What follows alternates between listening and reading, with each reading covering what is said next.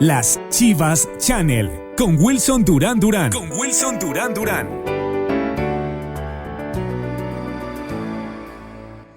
El presidente de la República, Iván Duque, dijo que pese a lo positivas que han sido las medidas de aislamiento obligatorio, estas deben extenderse hasta la medianoche del próximo 26 de abril. Y estamos en unas semanas que son muy importantes. Son importantes para ustedes, son importantes para nosotros, son importantes como país.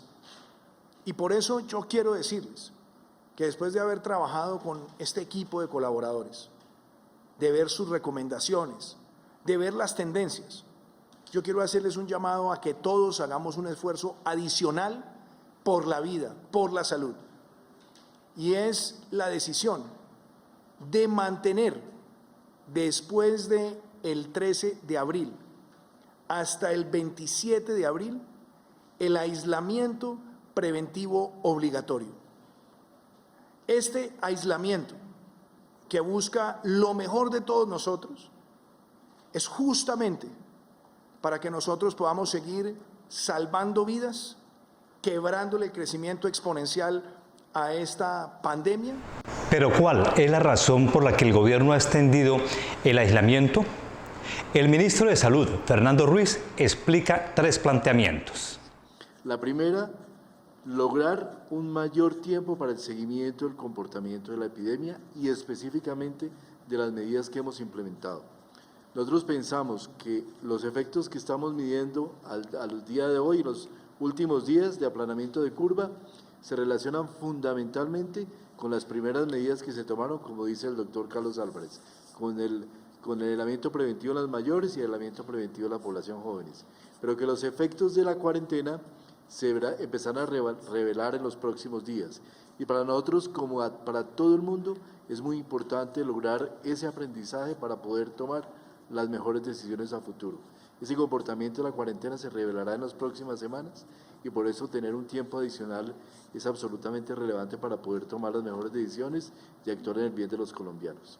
El segundo punto es la preparación, tener un mayor tiempo para un alistamiento de lo que se requiere desde los servicios de salud, en todo lo que significa disposición de pruebas, materiales de dotación, equipamiento, y tener un horizonte mucho más claro de lo que podríamos apropiar para tener a nuestros médicos, a nuestras enfermeras, a nuestros profesionales de la salud y trabajadores de la salud con las mejores condiciones de trabajo para poder atender a la población colombiana.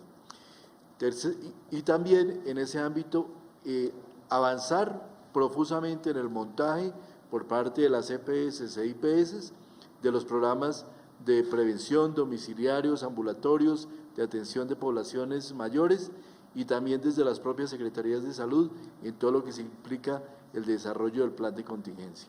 Y por último, y no menos importante, reforzar fuertemente la atención de nuestras poblaciones en riesgo, adultos mayores y población joven con síndromes que nos incrementen la severidad. El médico infectólogo Carlos Álvarez explica cómo es el comportamiento del virus COVID-19 y cómo se comporta en una persona contagiada. Es importante empezar porque el virus nos infecta y probablemente va a durar un tiempo sin presentar síntomas. Y esos síntomas pueden durar entre 4 o 5 días y después de ese tiempo es que la persona empieza a tener síntomas, los que presentan síntomas. Y dura un tiempo con síntomas leves y algunas personas desafortunadamente pueden complicarse y terminan requiriendo hospitalización. Y después de eso, de entre 10 a 14 días es el tiempo prudencial en el cual una persona que tiene esas complicaciones y que está hospitalizado termina llegando a unidades de cuidado intensivo. Es decir, más o menos sabemos que una persona que se infecta probablemente en el día 11, en el día 12 o hasta el 14 va a poder complicarse o definitivamente empieza a quedar recuperado. De las personas contagiadas, ¿cuántas terminan en cuidados intensivos? ¿Y qué tan importantes son las medidas preventivas? 5 de cada 100 personas que presentan la enfermedad y que van a cuidado intensivo. Y por lo tanto, cuando a veces tenemos un 4%, podemos predecir de una manera importante cuántos casos podrían estar en la comunidad que no tengamos y no nos damos cuenta, y más o menos también conociendo qué tanto el virus se contagia y cómo se transmite, también poder entender cómo es la dinámica de lo que viene en las semanas siguientes. Eso es la curva no es otra cosa que, sabiendo esos datos, propios del virus y algunos propios del comportamiento nuestro podemos predecir. Obvio, hay cosas que no se predicen solamente con el virus o con los datos clínicos, sino también con el mismo comportamiento y la disciplina de cada una de las personas. Hay unos modelos que se hacen para poder entender cómo podría ser, pero otro también es la realidad como va ocurriendo y lo que estamos viendo y el impacto que tiene, no una, sino la sumatoria de las medidas que van pasando, porque son medidas que se han ido tomando paulatinamente y al final no importa cuál tenga más o menor impacto, lo que importa es que esa sumatoria de medidas son las que logran llegar a un efecto de importante que lo estamos viendo.